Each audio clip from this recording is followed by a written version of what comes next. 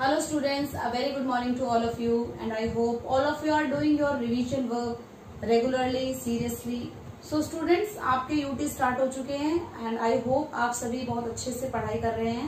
In our today's geography video, we will discuss the lesson second of part second, migration. Migration है, उसको एक बार देख लेते हैं हम यहाँ पर, क्योंकि पार्ट फर्स्ट है वो हम उसके कुछ क्वेश्चंस है वो हम डिस्कस कर चुके हैं.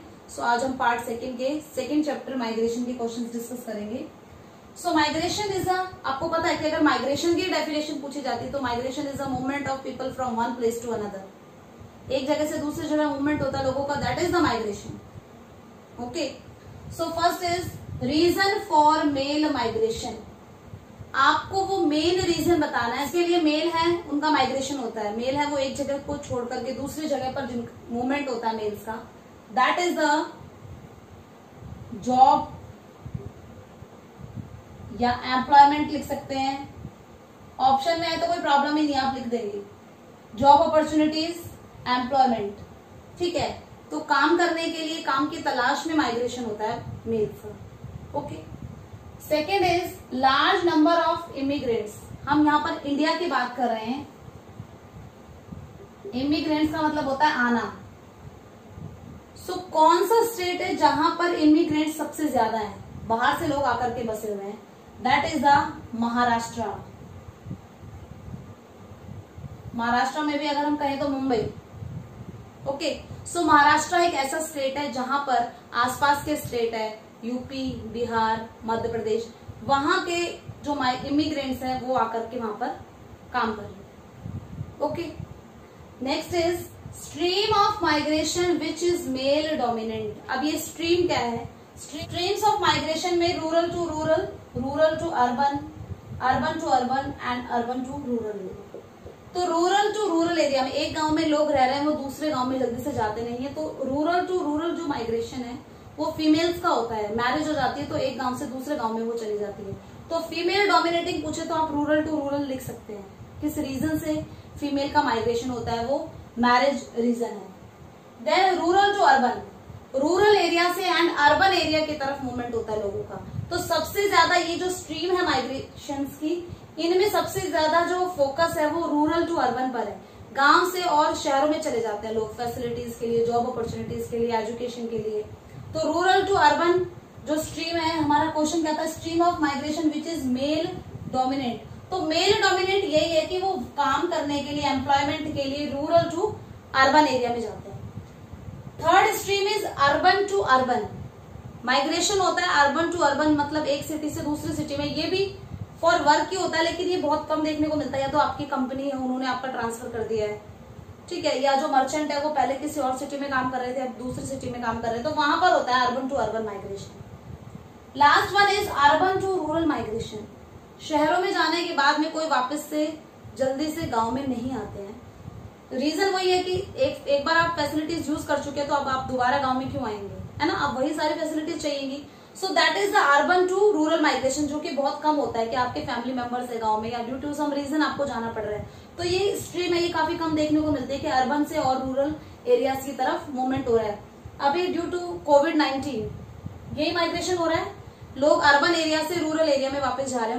उनके पास में काम नहीं है, तो जितने भी लेबर्स हैं वो वापस जा रहे हैं अर्बन एरिया से रूरल एरिया में. Okay, next is urban agglomeration attracts large number of migrants. Urban agglomeration क्या होता है? देखिए, कोई भी ऐसा अर्बन एरिया जिसके आसपास में बहुत सारे इंडस्ट्रीज है, मार्केट है, रेजिडेंस है, हॉस्पिटल्स हैं, स्कूल्स हैं, यूनिवर्सिटीज हैं, तो ये पूरा एक एग्लोमरेशन बन गया है. मींस ये पूरा एक ग्रुप बन गया है जहां पर बहुत सारी फैसिलिटीज है. अगर यहाँ पर कोई आके रहेगा तो उसको बहुत सारी फैसिलिटीज उसको यहाँ पर मिलेंगी. तो एक इंडस्ट्री यहाँ पर है, तो केमिकल इंडस्ट्री, सपोज करें यहाँ पर कॉटन इंडस्ट्री है, अब उसको केमिकल चाहिए, कलर्स चाहिए, डाइंग, पैकेजिंग चाहिए. तो ये सारे इंडस्ट्रीज इसके आसपास एक दूसरे का फायदा उठा रही है इंडस्ट्रीज. इन्हें हम कहते हैं एग्लोमरेशन. जब धीरे धीरे ये इंडस्ट्रीज यहाँ पर बढ़ी तो यहाँ पर लोग भी रहने लगे जो लेबर्स थे वो. फिर यहाँ पर मार्केट भी एक्सपैंड हो गया. उसके बाद में यहाँ एजुकेशन फैसिलिटीज, हेल्थ फैसिलिटीज है, वो यहाँ पर स्टैब्लिश हो गई।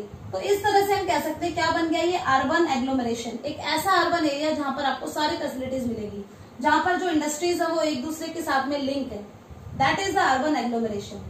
सो सबसे ज्यादा अर्बन कौन सी ऐसा अर्बन एग्लोमरेशन है जो माइग्रेंट्स को अट्रैक्ट करता है? ओके, सो अर्बन एग्लोमरेशन में एक तो पर्टिकुलर वो सिटी और उसके आसपास की जितनी भी सिटीज है वो भी इंक्लूड होती है उसमें।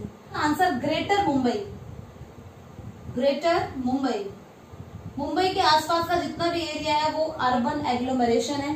सबसे ज्यादा माइग्रेंट्स वहां पर आते हैं अट्रैक्ट होकर के, क्योंकि उनको वहां पर जॉब मिलती है, काम मिलता है।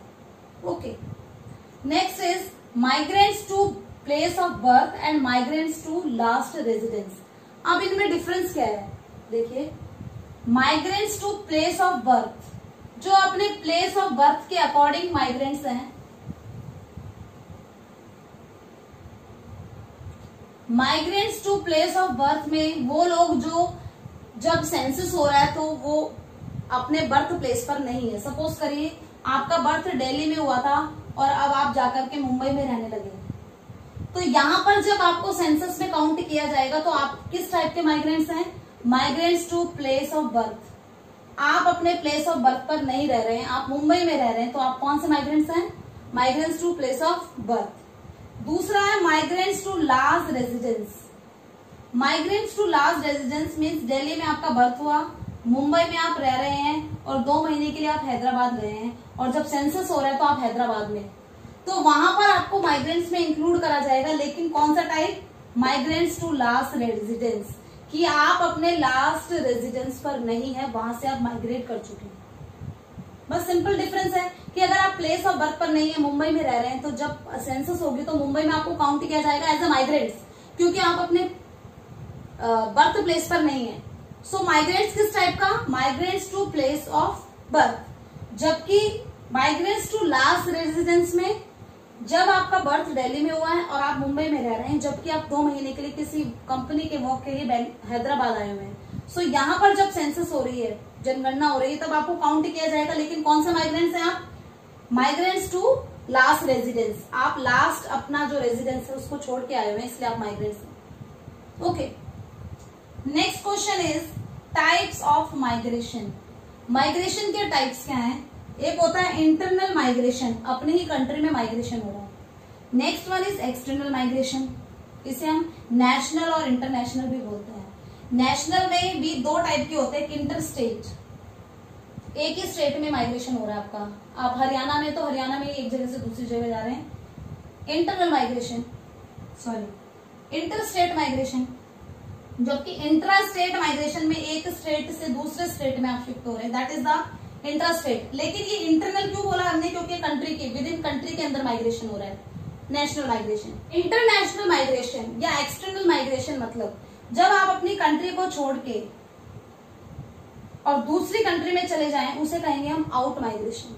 आप छोड़ के चले गए अपनी कंट्री को। एंड इन माइग्रेशन, जब आप किसी दूसरी कंट्री से आकर के इस कंट्री में सेट हो जाए, वहां उस कंट्री में क्या हो रहा है? इन माइग्रेशन हो रहा है। ओके, सो ये इंटरनेशनल माइग्रेशन था, that is the national migration. Migration से रिलेटेड एक और टर्म है, that is called the Indian diaspora. Diaspora means movement होता है। डायस्पोरा मतलब कितने लोग इंडिया से बाहर गए हैं और कितने लोग इंडिया में आए हैं, that is called the Indian diaspora. So Indian diaspora को हमने 3 स्ट्रीम्स में डिवाइड करा है। फर्स्ट स्ट्रीम्स वो स्ट्रीम थी बिफोर इंडिपेंडेंस, जब इंडिया में ब्रिटिशर्स रूल कर रहे थे, उस टाइम पर माइग्रेशन कैसे हो रहा था या लोगों का मूवमेंट एक जगह से दूसरी जगह कैसे हो रहा था। सो ब्रिटिशर जब इंडिया में थे तो उन्होंने इंडिया के अलावा भी अपनी कॉलोनीज स्टैब्लिश कर रखी थी, और उन कॉलोनीज में प्लांटेशन का वर्क कराने के लिए इंडिया से लेबर्स को ले जाया जाता था, उनसे झूठे प्रॉमिस करके कि वहां पर वर्किंग कंडीशन अच्छी है, आपको सैलरी इतनी दी जाएगी, आपको छुट्टियां भी दी जाएगी। सो ऐसा कुछ एग्रीमेंट, जिसे गिरमिट एग्रीमेंट कहा जाता है, एग्रीमेंट उनसे कॉन्ट्रैक्ट साइन कराया जाता था एंड शिप्स के थ्रू उनको दूसरे कंट्रीज में लेके जाया जाता था प्लांटेशन वर्क कराने के लिए। तो इन लेबर्स को इंडेंटर्स लेबर्स कहा जाता है, और इनका मेन पर्पस क्या था? प्लांटेशन वर्क कराने के लिए एज अ लेबर इनका माइग्रेशन किया जाता था। ओके, उसके बाद में second stream I after independence, कि नेबरिंग कंट्रीज के साथ में जाकर के मर्चेंट्स, आर्टिशियंस, ट्रेडर्स हैं, वो ट्रेड करने लगे। ओके, सो अपने ट्रेड को एक्सपैंड करने के लिए वो नेबरिंग आइलैंड कंट्रीज है, जैसे थाईलैंड, मलेशिया, सिंगापुर, इंडोनेशिया, तो ये नेबरिंग आइलैंड कंट्रीज है, मतलब ज्यादा दूर नहीं है इंडिया से, तो वहां पर पास में जाकर ही ये अपना जो ट्रेडिंग एक्टिविटीज है वो परफॉर्म करने लगे। तो ये सेकंड स्ट्रीम है डायस्पोरा की। एंड थर्ड स्ट्रीम अब आ चुकी है 1960s के बाद में। इंडिया से डॉक्टर्स, इंजीनियर्स, सॉफ्टवेयर इंजीनियर्स हैं, सॉफ्टवेयर इंजीनियर्स, उनका माइग्रेशन हुआ, वो दूसरी कंट्रीज जैसे USA, Canada, Australia and other European countries में जाकर के सेटल होने लगे, वहीं पर रहने लगे। सो ये थी third stream of migration. Okay, so that is the Indian diaspora. So there are some reason behind the migration. Migration के पीछे कुछ रीजन होते हैं जिनको हमने कैटेगराइज कर दिया है। That is first one is push factor and second one is pull factor. So push factor वहां पर होता है जहां से लोग माइग्रेट कर रहे हैं, आपको पुश किया जा रहा है कि आप इस जगह को छोड़ करके चले जाइए, बिकॉज जैसे समझिए लैक ऑफ हेल्थ फैसिलिटीज या एजुकेशन या एम्प्लॉयमेंट या सोशल कॉन्फ्लिक्ट, कहीं पर हेल्थ फैसिलिटीज नहीं है तो आप पुश फैक्टर बनेगा वो माइग्रेशन के लिए। एजुकेशन की कमी है, वो पुश फैक्टर बनेगा माइग्रेशन के लिए। एम्प्लॉयमेंट नहीं मिल रहा है, तो हमने पढ़ा था कि जो मेल डोमिनेट माइग्रेशन है वो कहां पर होता है, वो होता है रूरल टू अर्बन एरियाज। कहीं पर जॉब अपॉर्चुनिटीज नहीं है, एम्प्लॉयमेंट नहीं है, तो ये भी पुश फैक्टर बनते हैं। हमने जो रूरल टू अर्बन माइग्रेशन पढ़ा था मेल डोमिनेंट, वो इसी रीजन से था। या सोशल कॉन्फ्लिक्ट होते हैं जहां पर पीस नहीं है, शांति नहीं, लड़ाई झगड़े होते हैं, तो ये भी क्या बनते हैं, पुश फैक्टर बनते हैं। उस जगह को छोड़ करके लोग चले जाते हैं, माइग्रेशन हो जाता है उनका। उसी का अपोजिट है पुल फैक्टर। पुल फैक्टर ऐसी फैसिलिटीज जो अट्रैक्ट कर रहे हैं माइग्रेंट्स को, वही जॉब अपॉर्चुनिटीज हैं या एजुकेशन फैसिलिटीज है, हेल्थ फैसिलिटीज है, या पॉल्यूशन फ्री इन्वायरमेंट, पॉल्यूशन कहीं पर नहीं है, पॉल्यूशन फ्री इन्वायरमेंट, पीस है, कहीं पर शांति बनी हुई है, सोसाइटी बहुत अच्छी है, वो साइट बहुत अच्छी है, एरिया जहां पर वो लोकेलिटी बनी हुई है। तो ये सब क्या है, पुल फैक्टर्स है जो अट्रैक्ट करते हैं। तो यहाँ पर जो माइग्रेशन होगा दैट इज कौन सा माइग्रेशन हुआ है, इमिग्रेशन हुआ है, लोग आए हैं एक जगह को छोड़ के। पुल फैक्टर्स को कहा जाता है इमिग्रेशन, जहां पर लोग आए हैं, आकर के रहते हैं। एंड जो पुश फैक्टर होते हैं वो किसके लिए रिस्पॉन्सिबल है, वो है ई माइग्रेशन के लिए रिस्पॉन्सिबल है।